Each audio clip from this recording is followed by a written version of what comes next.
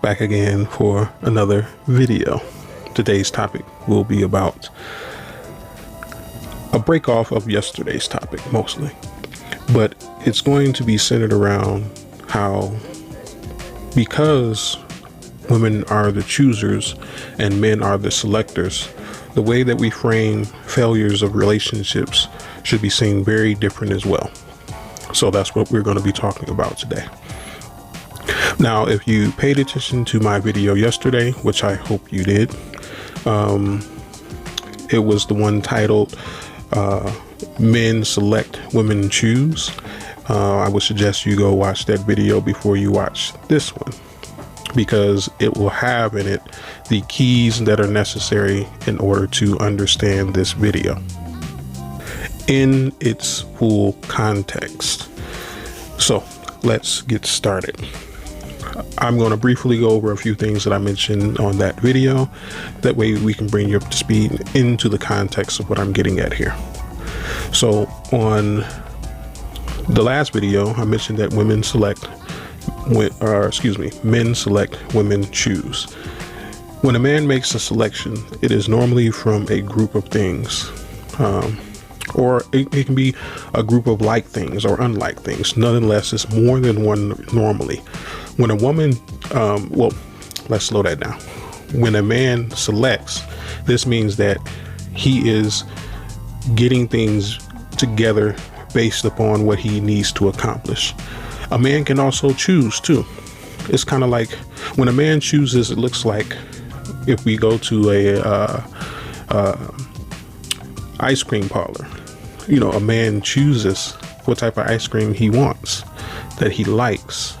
Sometimes when a man selects, a lot of times when a man selects, he's not selecting based upon what he likes. That's the difference of it. Sometimes, like for instance, this is the difference between choosing and selection when it comes to men. If I see an aesthetically pleasing woman and I choose her for a mate, that is choosing. Now, I may not have selected her for what my purpose is. Choosing and selecting are very, very different for men and women, but they look the same in regards to how you go about doing it and the reasons why. Because for the reasons that a man would select a woman isn't the same reasons that a woman would select a man, and vice versa when it comes to choosing. Choosing is more likened because it's more aesthetically based. So I don't want to confuse you all a little bit. I know some of the things that I say are kind of hard to keep up with, but follow me along, please. But nonetheless, what I'm saying here is that when a man chooses, it's based upon his internal desire. It has nothing to do a lot of times with his external, right? But if I choose something and I don't like it, that means that my internal is a failure, right? It means that I have selected wrong because either I didn't understand that which I chose correctly, or I didn't understand my internals correctly. Either way, there was not a match made.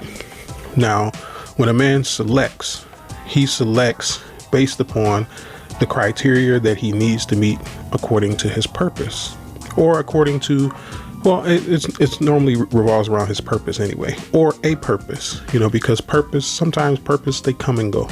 For instance, like I said, the last video, I had a purpose of building a structure for my plants. I no longer have that purpose anymore. So, because it's now built.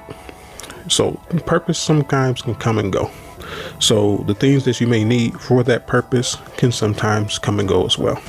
But we're talking about the longevity here. Just want to make that clear.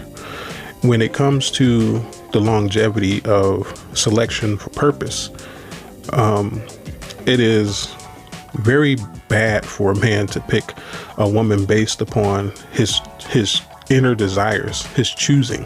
You can pick a woman based on your choice. Once again, you choosing, right? And when you choose a woman instead of select a woman, you can mess up your purpose. It can hinder your purpose. It can bring it down sometimes, because you're essentially rolling the dice on whether this woman will fit your purpose or not, right? Because you don't understand. I mean, unless your purpose, once again, is a modeling agent or something like that. Yeah, if you choose a woman who's aesthetically pleasing, then yeah, you probably are on track for your purpose, or if you're, I don't know, an advertising guy, you need a woman who looks good to serve a purpose in her aesthetically pleasing ability. That those are the only things that I can think of that remain upon the selection, while choosing is in it as well. But sometimes what you find aesthetically pleasing, other people don't. So for instance, I don't necessarily like really thin women, but if I wanted to advertise something that required a thin woman to do it, that's what I'm going to pick, because it's not aesthetically pleasing to me, but for that purpose it may be, right? I hope you guys are following along. I'm trying to make this as simple as possible. But anyways, when you have a woman, in your ranges for selection, you don't necessarily consider what you like internally. She's there for a purpose, right? And this is where I'm going with this, that women rarely select men, because I would say the only time that a woman selects a man is for his aesthetics, meaning that she has a purpose to have children and support a man. To have children, that's one of her purpose. And she selects an aesthetically pleasing man to have a child with. Now, that does not help the rest of her purpose, right? Because she has more than one purpose, just like men do. It's just that hers is geared towards men. That's her entire purpose. But the way that she is to support a man is in very different ways, right? So while she may have an aesthetically pleasing man, does he have a purpose of his own that she can support him with? Sometimes when you choose the aesthetically pleasing things, you bypass the essential needs of your purpose, right? And that's more than likely the case when it comes to a lot of women, because this guy has a purpose that she cannot support, even if she wanted to sometimes, right? Or it may go against her moral standings, maybe his purpose is to do vice, and she hasn't did anything like that in her life.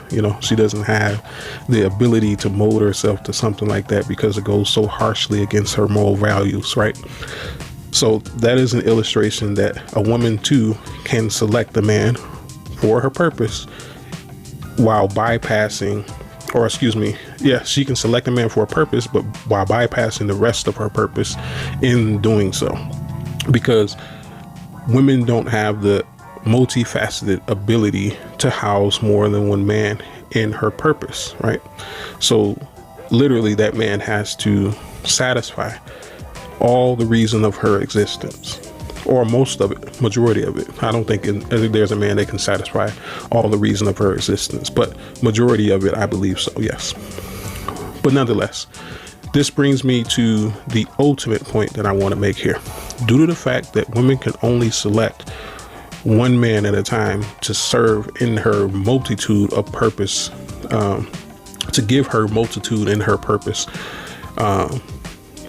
women generally are the reasons why relationships fail.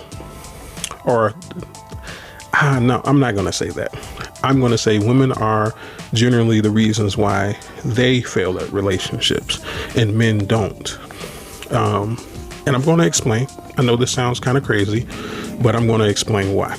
And I'm sure there are people who will hear this and be like, oh, well, you're just over excusing men from this and saying that they have no failure in relationships. No, not at all. If a man chose a woman and that relationship ended, he is a failure. There is no failure in selection. There is mistake in selection. Failure implies that you put you're all into something. You're inner being into something. In my opinion, this is my best way of describing it. When you choose something, you're choosing it based on your internal, right? What you desire, what you want. And like I said, sometimes that can scapegoat your purpose, right? But for men, we have an overcasting purpose, meaning that we can have multiple women that serve different facets within our purpose, right? And they're there to do a job. Now, I don't know if you guys pay attention to the world or, anything. I'm pretty sure majority of people have had jobs before. As someone who runs a business and they hire an individual, and this individual, even though they interview them, they give them a trial basis, because some places they have probationary periods that you have to do X, Y, and Z over a certain course of time before you will be accepted full time into a position, regardless of what have you. Let's say that a company hires a person and this person is good for 6 months. Let's say the criteria for full time is 3 months. So they stay 6 months, so they meet the criteria. And then later on, they turn out to be ill-fitted for the job. Now, the question I would ask you is, now this is a selection, because nobody internally says, you know what, I like you as a person, so I'm going to hire you for this biologist job. No. They're looking at your credentials. They're looking at what you can do, what you bring to the table. They're looking at your degrees. They're looking at your residency. They're looking at all these things. They don't care about necessarily your personality. I mean, it plays a little bit if you're disgruntled or if you're, very off-putting. That'll be considered. But it doesn't weigh as much as your actual technical degrees. In order to your bachelor's or your master's or, your doctorates, none of the personality traits really hold more weight than those type of things for those types of jobs, right?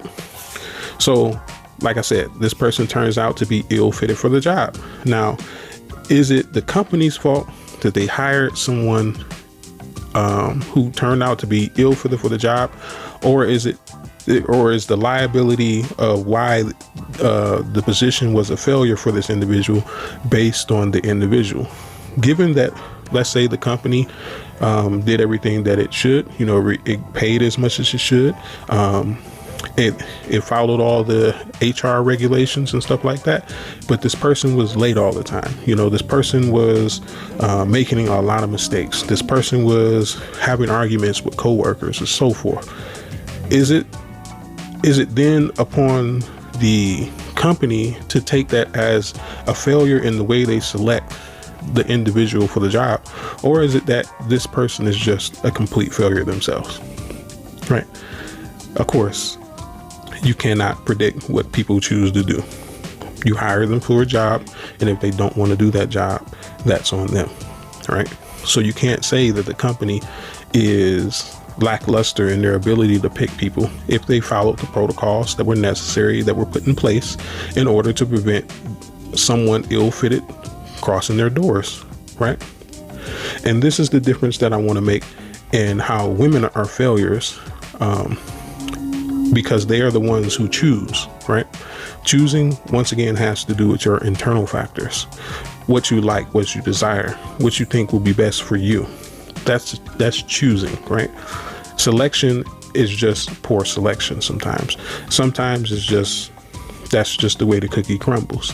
I don't look at selection ending in failure necessarily, because sometimes you select things that fail. Like, for instance, here we go talking about the screws again. But for instance, I bought, a box of screws. And one of the screws just bent on me while I was drilling it in. Now, am I a failure in being able to pick a proper box of screws that all of them are working correctly? No, it's just that the manufacturer more than likely made a mistake, and the screw had some manufacturing issues. I mean, that's just that. But am I a failure in picking screws? No.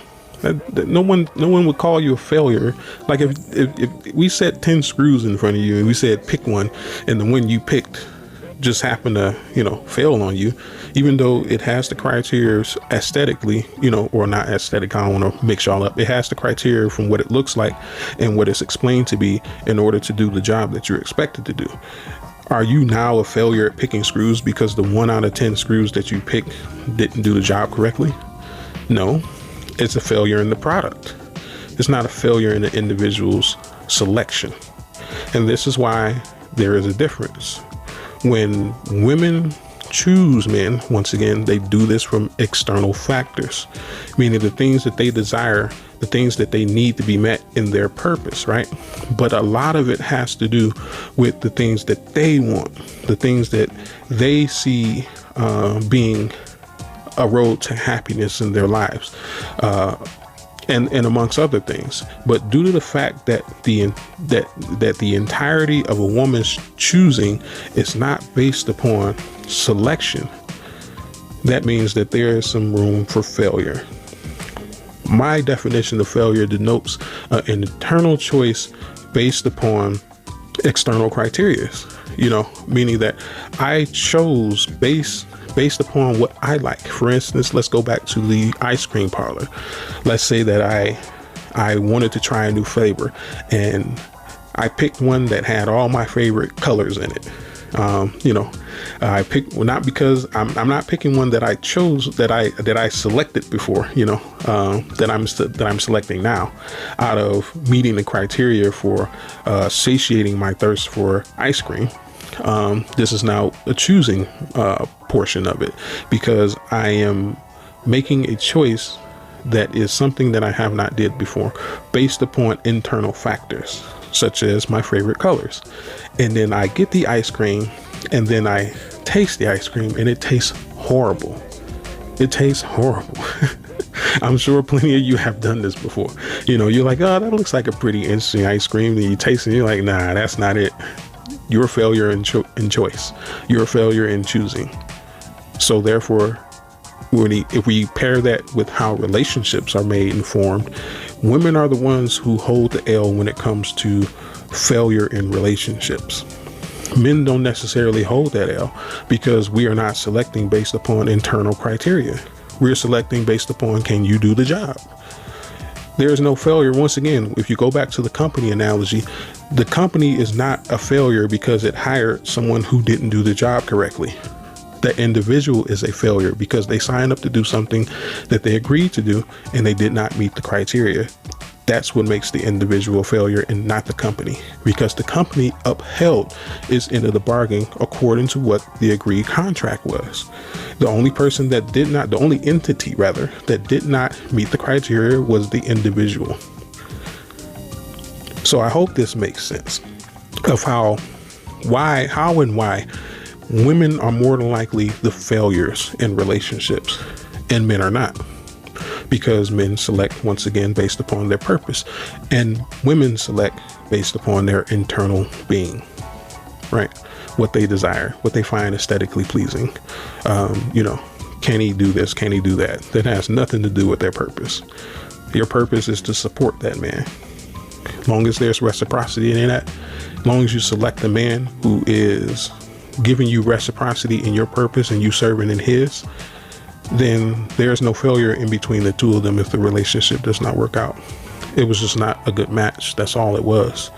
That's the only criteria in which that a woman cannot be a failure. If she selects a man based upon her purpose, which damn near can be any man. But like I said, there are some that are ill-fitted for a woman as well. But anyways, I hope this conversation makes sense. It probably should have been a live. Geez, I've been talking about going live for so long.